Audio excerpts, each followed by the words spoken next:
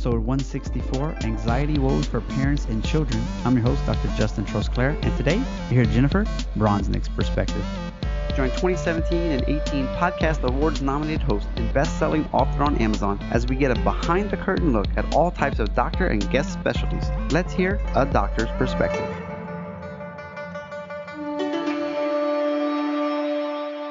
We got a great show. Jennifer Bronsnick is a master's of social work, and she is juggling clients at an unprecedented number, as well as 3 kids. And so we discuss these types of things. Before we jump into a little bit more, here's a few words from our sponsor.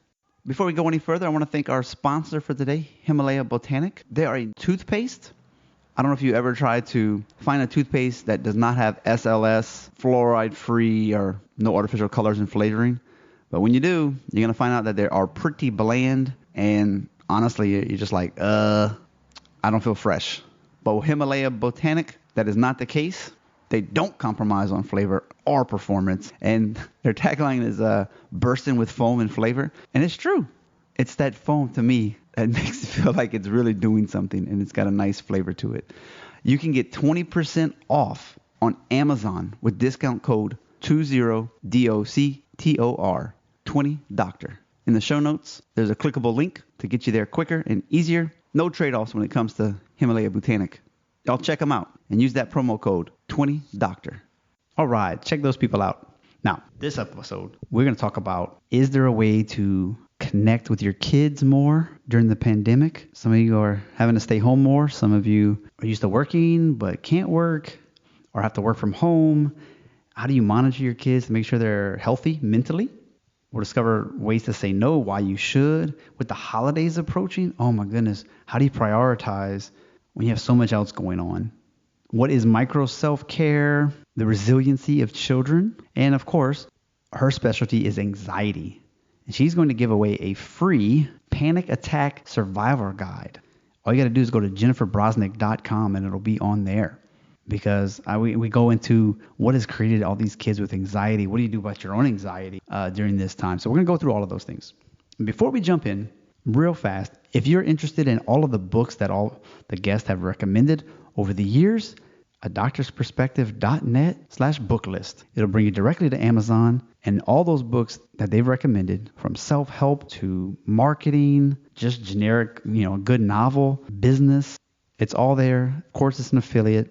So if you're going to get the book anyway, why not get it from the book list? The Needleless Acupuncture book is on Amazon now. It hit number 1, number 2, and number 3 in the categories of acupuncture and acupressure. So super stoked about that. It didn't stay there, but for a while it was. That's at .net/NAB. And lastly, if you want to get more podcast interviews, if you want to have more speaking gigs with your Chamber of Commerce or other speaking groups, businesses that are looking for speakers, or even to get your foot in the door to have a luncheon with a medical doctor to get referrals. Cold emailing is tough. Cold calling is hard. Dropping off trifold brochures is a bad option because nobody wants to read it. But a one-page, concise, pretty designed PDF that you can just attach to the email or just deliver that so they can see your accomplishments and your keynote topics written so that they would care and that their audience would benefit. That's what I can offer you. adoctorsperspective.net/one-sheet. Okay. All the show notes and the transcript can be found at adoctorsperspective.net/164. Let's go #behind the curtain.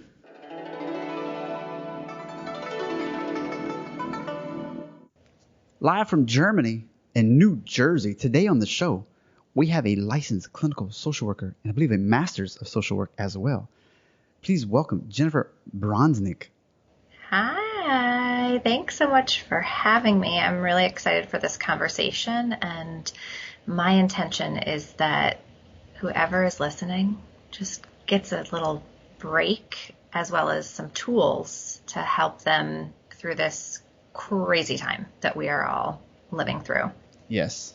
And I don't like calling it a new normal because that's baloney. If this is normal, oh my gosh, it's not going to be good. Well, what is normal? I don't even know. Exactly. So for those who didn't catch the intro for some reason, we're going to be talking about like anxiety and depression, like hopelessness, parental stress, burnout. I want to be working, but like I can't for multiple reasons. COVID is people are dying from physical illnesses, but I think there's going to be a lot of mental illnesses that are occurring. If you want to start the interview with just, I guess, basic stuff that you're seeing pop up in your clinic before we just sort of jump into practical, what to look out for and all those types of things. Yeah. What's interesting is that all the same stuff that people struggled with before, they're still dealing with it, right? It's just a little bit amplified. And the positive that I've noticed is that this time of increased stress, so the way that I look at how we cope is that we can generally cope with things for a while. We use our tools, maybe we learned how to breathe, or we have a glass of wine, or we talk to our partner, and that worked for a while. And now this new stressor comes on where maybe we're worried about money or our kids or our health. And those tools that worked in the past are no longer effective. And so the good thing with that is that it's forcing people to reach out, where before they would have just said, it's not a big deal. I'll deal with, I don't feel great. I'm not that happy. My life isn't wonderful, but you know what? I'm healthy, everything is okay. But now they're at this point where their past coping tools are at one level and their stress is now up a notch. And they're getting this awareness of, wait a second, I can't do this on my own anymore.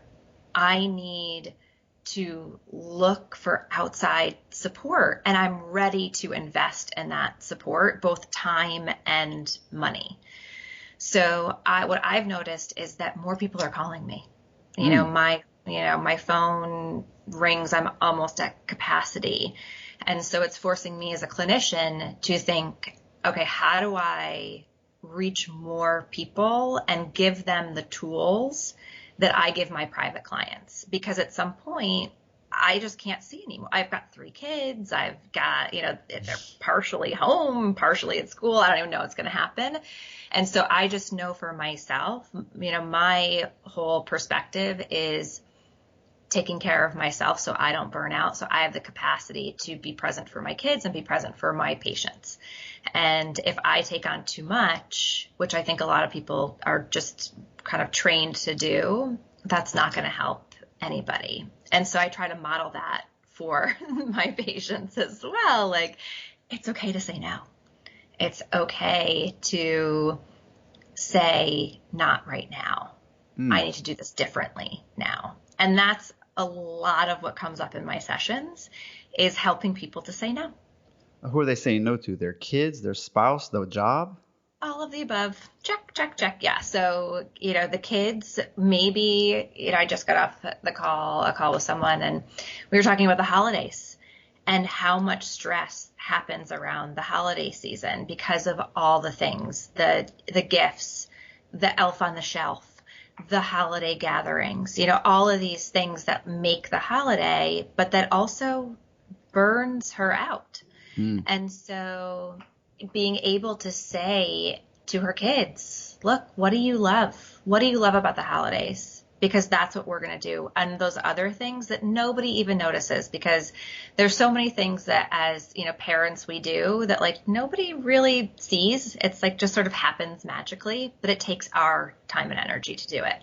And so being able to get clear around that, saying no to your kids in that sense, maybe saying to your partner, look, I need more help with this. If we want to do this thing, this elf on the shelf, we'll take that for example. Yeah. You're going to take that on this year because I am saying yes to my well-being, which makes me have to say no to other things that do not support my well-being.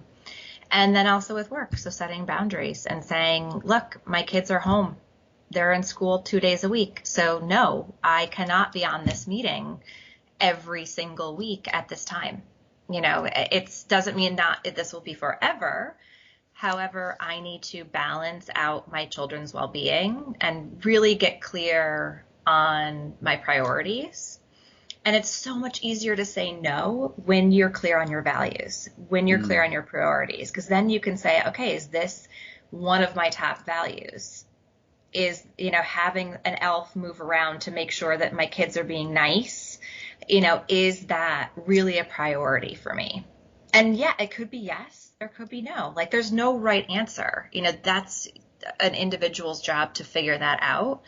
It's just taking the time to really know yourself and know what's important. So especially if your job is allowing you to work from home, Mm-hmm. they will probably try to push as much. Well, I mean, maybe not maliciously perhaps, but they will push as much as they can to get the most out of you. And so if you set up a boundary where you just push back a little bit, they're like, oh, okay, I didn't know anybody had that problem with that. I wasn't unaware. And then finally it comes up like, no, we need to do meetings at 8:00. Right. When the kids are just finished eating breakfast and everybody's busy and reading their own books, this is the time that most people in your company could have a meeting and not 3:00 snack time. Yes. And so what we call this in the anxiety treatment world is flexibility. Oh, a big word. That magical thing that, things are different than they were before. Mm-hmm. And we don't know what each day is going to bring. And so what we need to bring to the table every single day is the capacity to be flexible and the ability to say, this doesn't work for me anymore, but this is what would work for me now. And being able to, look at your resources, look at what needs to get done, and say, well, how can we do this in a way that both supports your needs and my needs, so that everybody, kind of gets a little something that they want, even if it's not perfect, because what is ever perfect in any, aspect of life?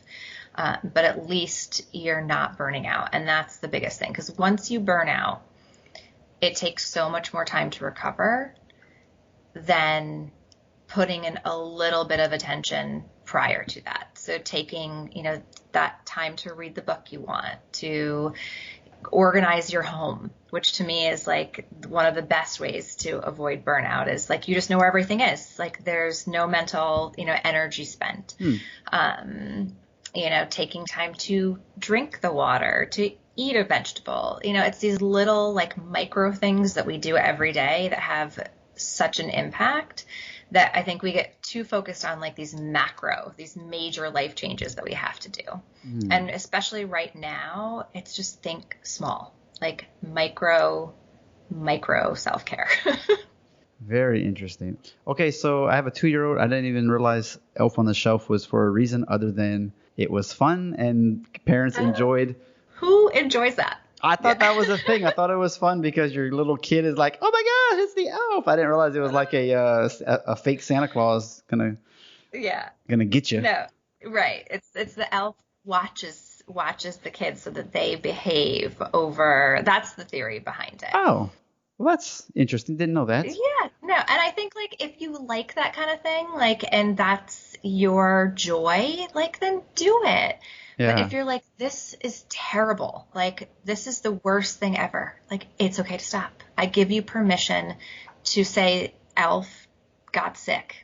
Elf got COVID. He's dead. Move anymore. Put him in some sort of like a bed, or like make him really sleepy. Elf got burned out. That's right. Just you could be creative, or it's like, oh wow, like the elf can still see if he's on the mantle, and everybody gets to like have turn to sleep with him or something. Like you can still have those family traditions without causing you more stress, which is what we're trying to minimize, is adding more stress. That doesn't bring you joy. And when we're talking spouses, some moms have to, I guess a patriarchic society, usually the man's working, sometimes the women are working. More than likely nowadays they are working. For sure. Sometimes they're working a job they don't care about. They just need the money. And sometimes they have a real career like yourself and a real passion. And so either way, one, you lose the money, but you get to be with your kids. I think there's a lot of people, whether it's the spouse, whichever spouse isn't working, can get behind that. Like, okay, I'll do more of the cooking and the education and the playground and that thing, 1950s style. Yeah. Because I have to right now, and it makes more sense. But the professional women and the women are like, I have to get a break from my kids, otherwise I am not going to be a good person to them. Those are real.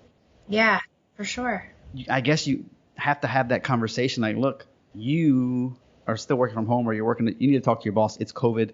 You need to tell them like 2 days a week you have to work from home or something, because I have to go Hmm. out and I have to work too. I have a real job, and I can't just be home for 8 hours a day while the kids are babysitting kids all day. I have a job. It's important. Hmm.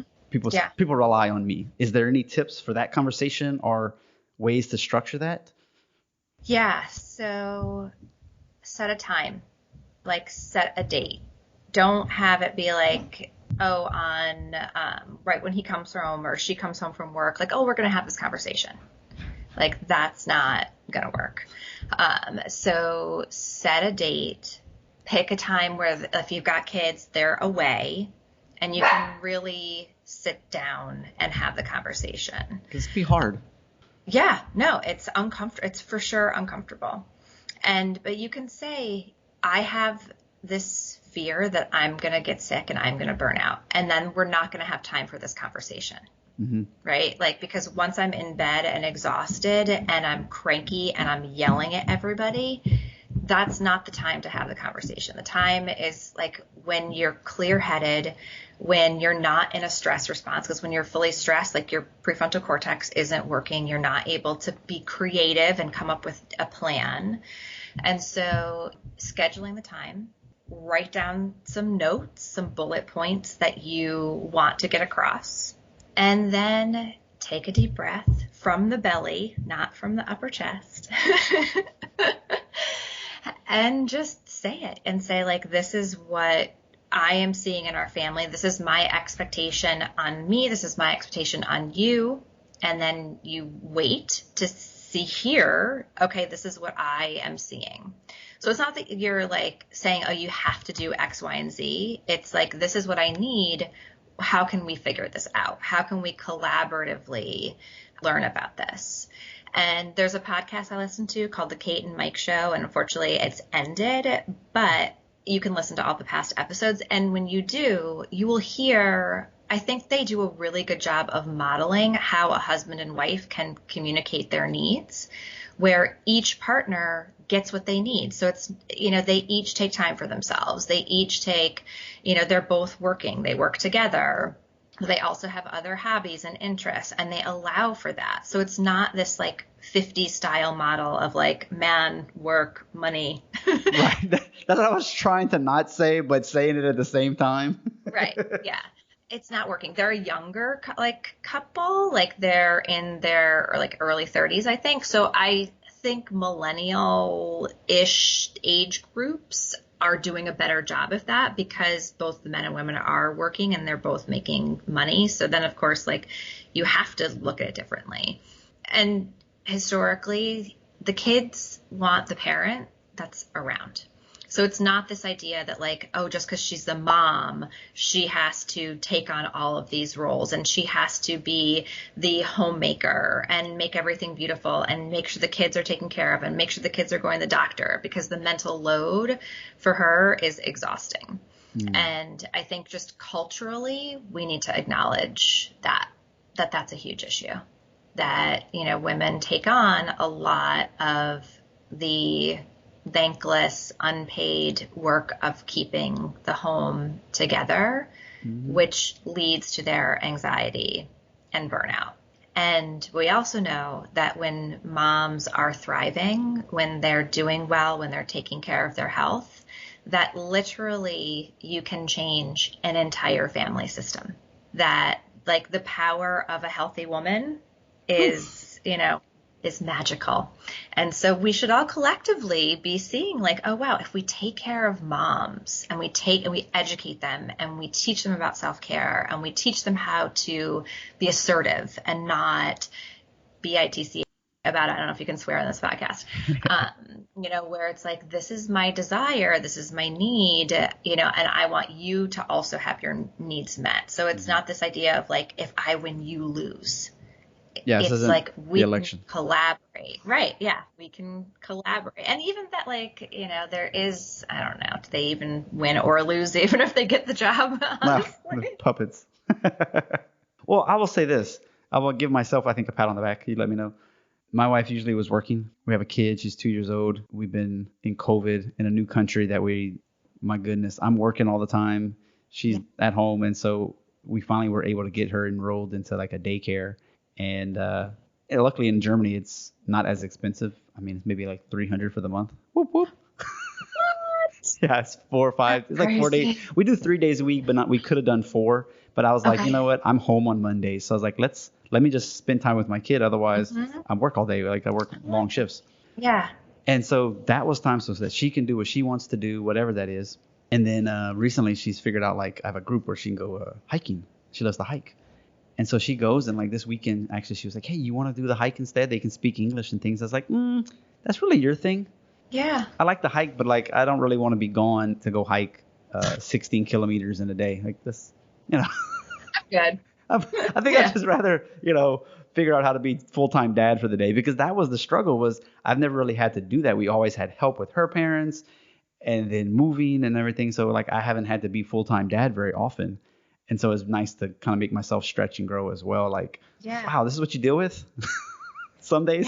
Yeah. It's hard. It is hard. I think for me personally, working is like a vacation. I love my work. I love, what I do. I get social interaction. Yeah, exactly. It's that, but it's also that inspiration, that learning new ideas, connecting with new people. And that is thrilling, where sometimes parenting is just hard. There's just a lot of different dynamics. There's a lot of pressure that we put on ourselves. So I love that you're doing that. I love that you're, giving her the ability to have space, because we need space by ourselves too. Like that is, I think, one of the hardest things for a lot of people that I speak to is that, oh my gosh, I haven't been alone in 7 months. Like literally haven't been by myself, except for like maybe the shower and the bathroom. And that's a maybe if there are kids around. And so there are there's that extreme. And then there are people maybe listening that are like, I have never been so alone. Like I have been so alone this whole time. Like they don't have family.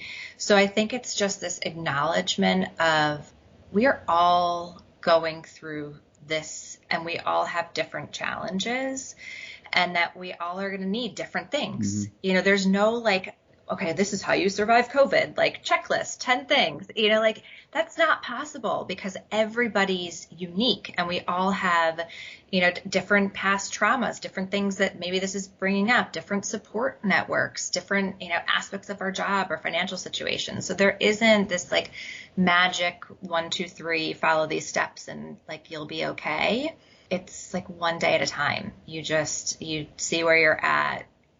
See if you need to go on that hike. Maybe one day you're like, you know what, I'm going to go on the hike with you because it's what you want to do. And I'm going to explore that, part of your passion. Yeah. Or not. That's okay too. Yeah. Hey.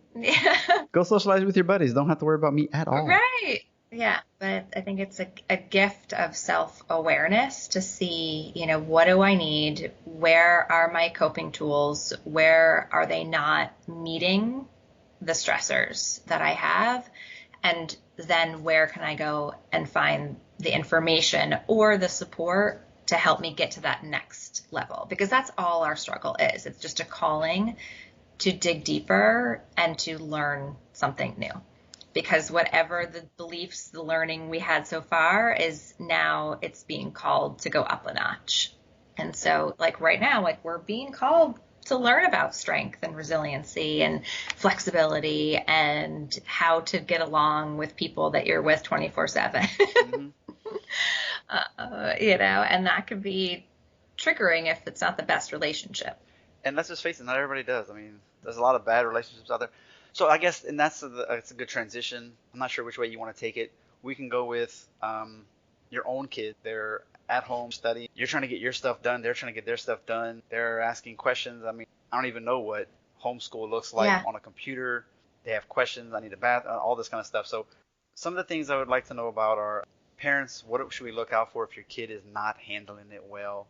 Are there things that we can do to set them up so they're more comfortable, which means then we'll be more comfortable?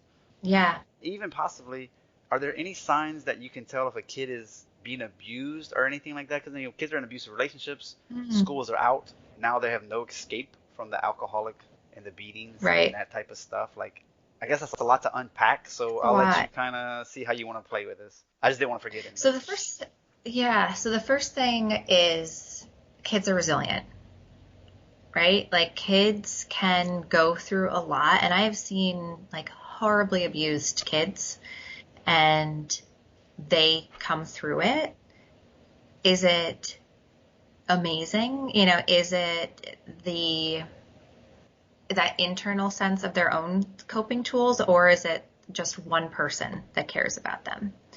And so, you asked about like how to make sure that they're okay. So one, I think, is the mindset of that they're resilient. So keeping that, because our belief about our kids' abilities. So the belief that a parent has about their kid's ability has an impact on the kid's ability. So believing that your child's resilient, that they can learn how to get through this time, that they can learn the coping tools, I think that's the first place to start. The next place after that belief is that you have to believe that for yourself, that this is a time of growth, that yes, it is hard. Yes, we are losing people. Yes, there's grieving that has to happen, and that it's okay to cry, and it's okay to be vulnerable and to feel your feelings and let your kids see those moments, but then watch how you respond to that. Like, yeah, I'm having a bad day. I'm really sad today. My heart is heavy today. But then the next day it's like, okay, like let's go take a drive somewhere. Let's go change our scenery for a minute. And so it's sort of modeling that, because they will pick up on our anxieties and our energies around the situation. So, really doing our best not to have like toxic optimism that like, oh, everything's wonderful and there's nothing bad happening, and like this like, fairy thinking, la la land type of thing. It's like, no, there's really hard things and there are really beautiful things, and we have the capacity to bring both of those energies into our home and our family, and that we're not the people that just want happiness all the time, because that's not real. That's not real life. And that's a real life lesson that they get to learn is mom and dad had a bad day, just like I have a bad day. And then you actually are Right. teaching them a coping mechanism. Music, Totally. a drive, get away, do something that you like for a couple hours or whatever. And if they don't have that, they have Yeah, to, I guess what they figured out on their own. But man, if you can be modeled that, talk about, talk totally. about great. Yeah. Well, and they don't listen to what we say anyway. They watch what we do. Like, you can all day long try to teach your kids, say, like, let's say it's eating vegetables, but if you never eat a vegetable, they will never eat a vegetable. It's just the same, and that's for any, aspect of our life. So, taking care of yourself. So having a routine is really, really important. So being able to say, okay, this is our morning. I work from this time to this time. You could put a note on the door, like, I love you, please come back in an hour.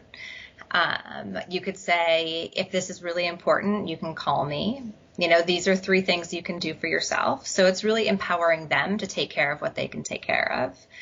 And setting boundaries. Like, it's okay to say, like, I'm going to read, like, even if you're not working, like, even if your kids have school, like, it is okay to pick up a book. Like, I've read multiple books over this quarantine.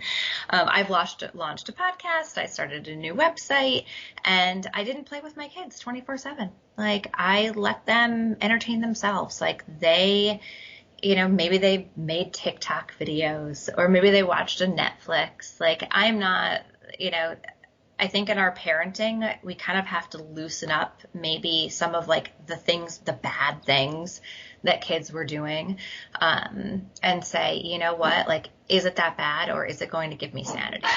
And being able,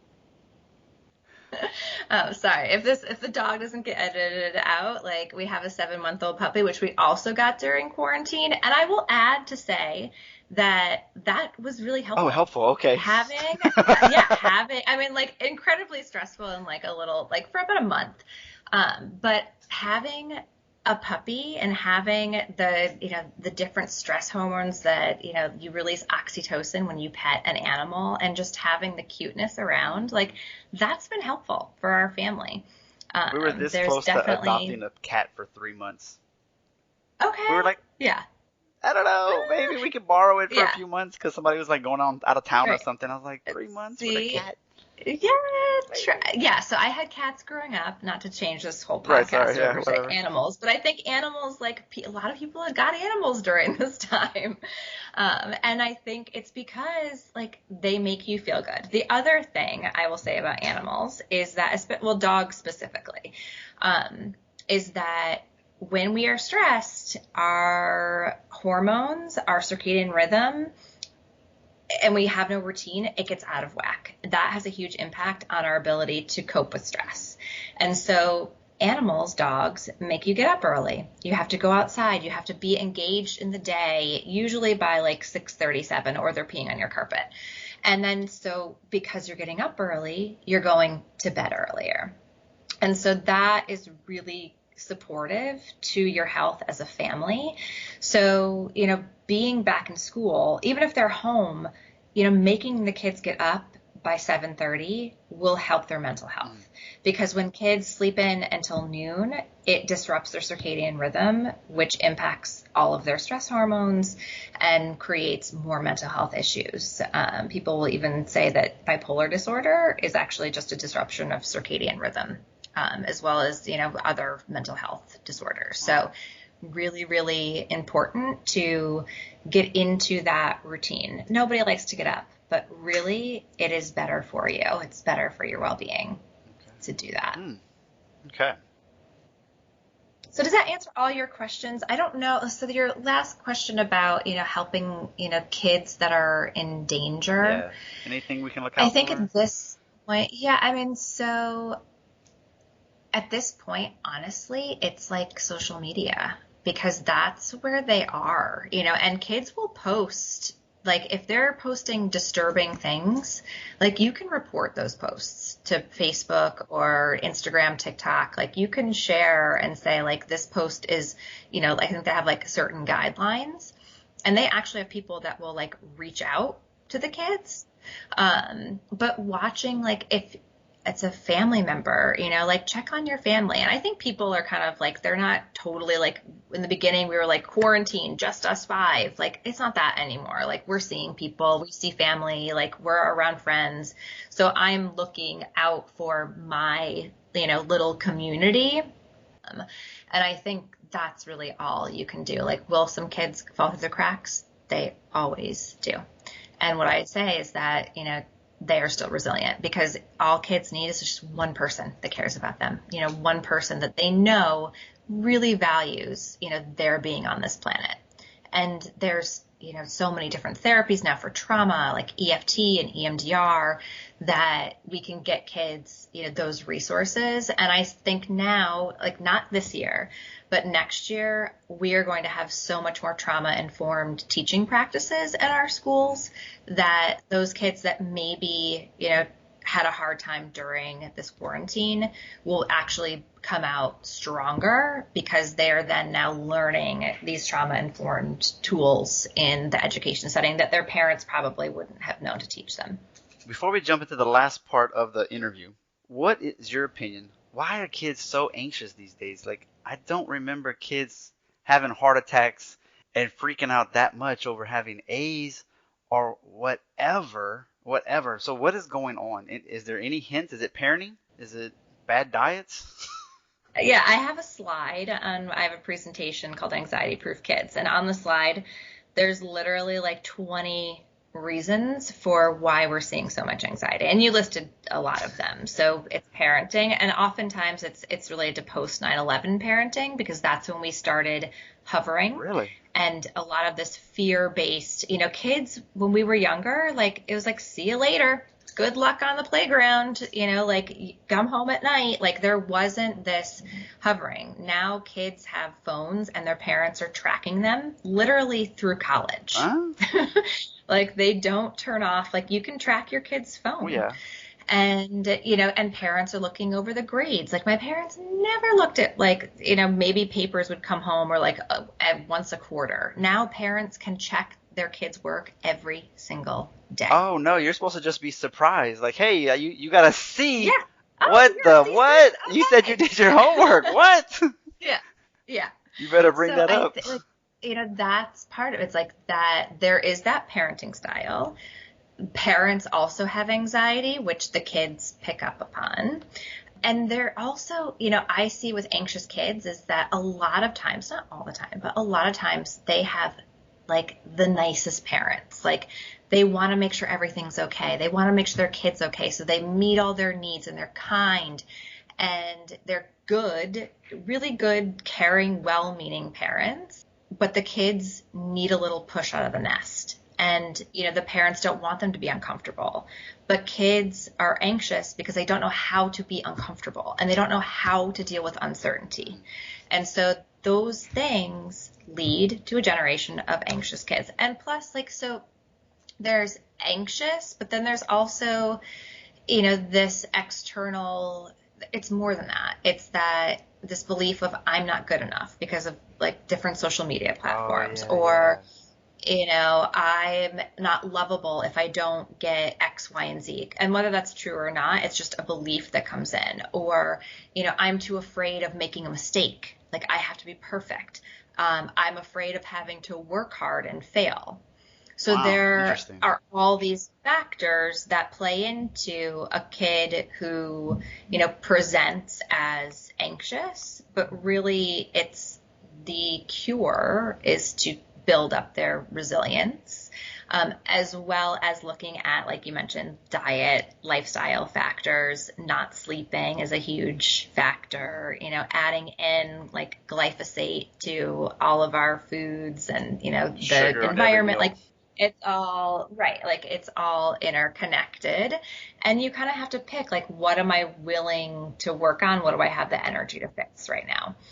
But the bottom line is like that everybody has a worry part, like the end. We all experience worry and we all experience fears of, being embarrassed or, being, called out in front of people. We work with that within ourselves. And then I would say like, we also have to work on just giving people permission to mess up more. We are very harsh and, it's okay to screw up. Like that's how you're learning. And so to take that mindset of a growth mindset where it's like every opportunity is to learn, like it's not about getting it right. Like there is no right. There is only correction. And so there's do it, see how it goes, do it again, do it better, learn each time. But kids just, aren't necessarily learning that, or they're not embodying it if they're being taught it. So it's, that is, and they learn a lot from their friends too, and anxiety, it looks different because, you've heard of the different like responses, the fight, flight, freeze, fidget, right? So an angry kid could be scared. Mm-hmm. A kid that fidgets in class, like could be anxious. Like, so and anxiety has like, there's so many different like flavors of anxiety, which is why like I love what I do because it's never dull. Yeah. There's always like, oh, like a phobia. Awesome. Like, let's get in there. Like I can't even imagine being a kid now with the massive editing skills that one person can have. Like Photoshop was one thing and now it's just to the next level. You could do it yourself and their TikTok's so good. Why can't I be this good? Like, right. Yeah. Which then the really solution is like, just be yourself. Just be you. Like you are enough. Yeah. And that's the message that like we as parents can give the kids. They may not hear us, but it's important to let them know that, that we see them. We don't want them to be different than who they are. We accept them for who they are. Whatever their choices are, we'll be there for them. So, having that level of support while also saying, and you have to go do hard things. And fail. Like you have to go out there and try and you have to suck at stuff sometimes. Yeah. And, and modeling that like ourselves, that they see us like, and talking about like, wow, that was a really hard day, or I had to do something really scary today. Or I had to be visible, or I messed up, when we can share that for them, they take that in, I think, so much more than just telling them like, oh, go do it. Yeah. I think you find this funny. I was in China. I lived in China for 5 years, if you didn't know.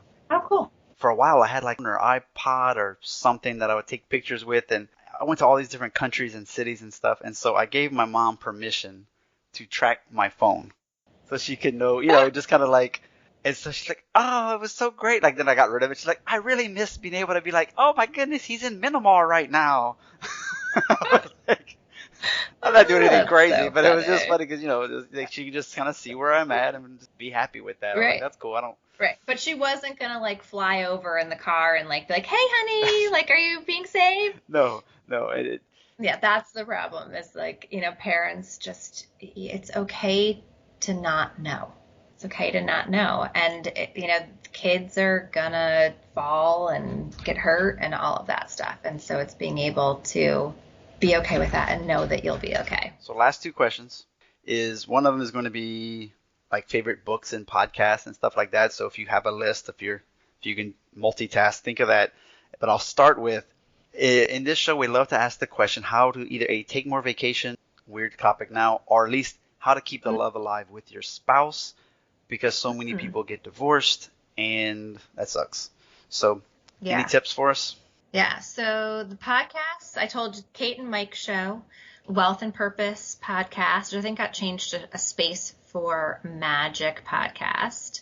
I listen to also like business stuff, like Amy Porterfield is another good one. Tara Brach does meditations, and then I'll plug mine. So the Anxiety Proof Her podcast, which is fantastic. Books, I love anything by Ken Follett. I've read every single one of Ellen Hildebrand's books. Like there's like 20 of them. So highly recommend that. And how can you keep the love alive? So just like with your kids, accept your partner for who they are, instead of wanting them to be someone that they're not. I think when you give someone permission to be their true authentic self, you automatically receive love from them, because it's like, we don't give that to people. We're like, oh, just be a little bit different, just change this one thing, do this better. But if you could just say, you know what, like, this is who you are, and I'm going to love you for these reasons, as well as the ones that like make me not like you very much sometimes. True statement. In terms of travel, I don't have anything for that. But I do have a bunch of friends that plan vacations, and I think that, people are getting back a little bit. So fingers crossed. In Germany right now, it's so close to all these other countries, and, we're like, yeah, let's go. Oh, can't. Now it's closed. Can we go to the country and just skip the major city? Is that a thing? Or like, no, okay, that's not a thing. Only if they don't find I just don't know if it's that easier. If it's in America, you're like, I could just go from New Jersey to Rhode Island, and there's no like cops at the border between New Jersey and New York. I don't know if it's easier just to go do road trips or what. It depends on the state. So you have to quarantine. If the state is on a list and it changes every day, and you go to that state and you come back, you have to quarantine, meaning you can't send your kids to school if they know. But like, God forbid, like something happens, like it's not the right thing to do. Like I am not taking my kids out of school because I was being selfish. Oh crap! Right, because I wanted to go to Connecticut. Yeah. Okay. I need my kids in school. Like they're in school right now. And so that is, the priority. So until I'd love to go to Florida for a month, but if I have to quarantine coming home for 2 weeks, I will have to, think about that. That's where we're at. So we will see. Yeah, you can go anywhere you want, but you can go anywhere. You just can't come back. There was a 40-euro flight to Ireland. And then I'm like, 10-day quarantine. Oh, okay. Well, how much time off do you think I have, stay Ireland? There 10 days, and you can't go out. You can't go to the stores for 10 days when you get there, and then also when you come home, you can't do that either. So, is the vacation worth it? You have to that's a personal question you gotta ask yourself. I think you said you have something free to give away to the amazing listeners. Oh. What is that? Yes. So it's called the Panic Attack Survival Guide, and it is little tips, 10 tips for coping with panic and anxiety in the moment. And that is free on my website at www.jenniferbronsnick.com, BRONSNICK.com. And that will be in the show notes page as well as the transcript. All right. Well, it has been an absolute pleasure to have you on. I will link to some of these authors as well. And I do hope that somebody was, I think lots of people will have gotten lots of nuggets from everything you've shared today. I hope so. Thanks for listening, and thanks for having me on.